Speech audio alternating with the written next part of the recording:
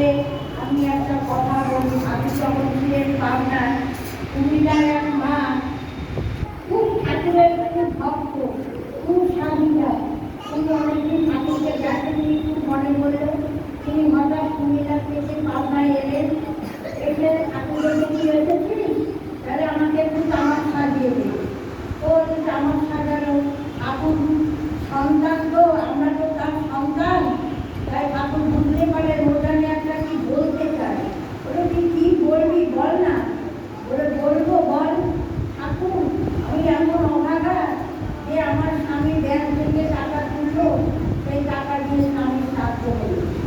বহু কষ্টে আমি আবার অনেক কষ্টে জোগাড় করে কিছু টাকা জমালাম যে ছেলের করতে দেবো।